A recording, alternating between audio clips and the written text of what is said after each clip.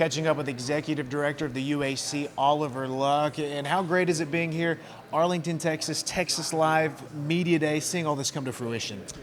This is an awesome place, and it's really become the capital of college football. You've got obviously 3 stadiums within a spitting distance here, the Cowboy Stadium and the 2 Ranger stadiums, one of which is hosting a number of football games. So beautiful facility, it's big time, and that's kind of the impression we wanted to give our fans, our players, our coaches, that this is a new step with the United Athletic Conference, a new vision, and it's a new level, and I think everybody's going to raise their game to get to that level. Started with the announcement of the league, then the announcement of the logo. From your perspective, what's it been like seeing all of this come together and unfold?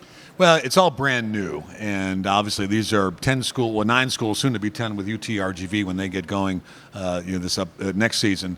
And what's so fascinating is that these are what I call kindred spirits. They're institutions that are very like-minded. They all want to grow. They have aspirations. A lot of work to do to get to that point.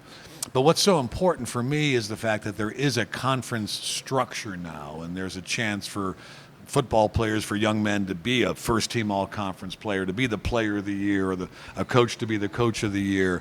And that's important. That architecture, that framework, I think is critical because it helps give that football player, that student athlete, a great experience. And not just the individual accolades, it's really the team accolade. Football is the ultimate team sport, as we know, but being able to say we won our conference, we hung that banner in the rafters, right? That's a big deal, and that's not only a big deal for the players and the coaches, but fans as well. So far, so good. We got a lot of work to do, but I've been very impressed with the response that we've gotten from our institutions. From Florence, Alabama, this league stretches to Texas, out to Utah as well. Where does this conference fit in sort of the ever-changing landscape of college football?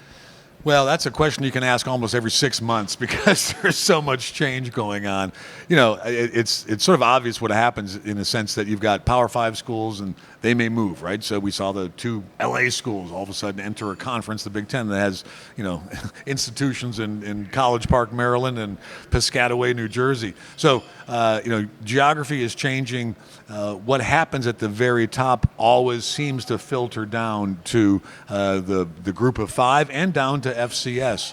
So I think we're at a great advantage because we have such a vast territory between Utah and, as you say, out to Alabama and Kentucky. So think of all those FCS schools that are somewhere in the middle of the country. We may be able to add at some point down the road. We're not focused on that right now. We're getting ourselves started. But I think we're in a good position to be able to grow our conference in a number of different directions, if you will.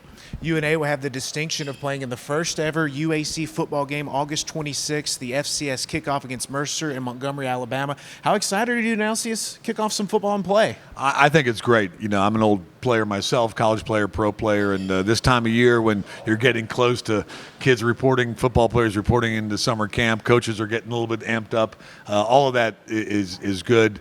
Montgomery is a beautiful little community. It's going to be a tough game. Mercer's got a good program, obviously, but it's exciting just to see everybody get ready to start the season. I'm as stoked, I think, as many of the players and coaches are. We appreciate the time, sir. Thank you, Benjamin.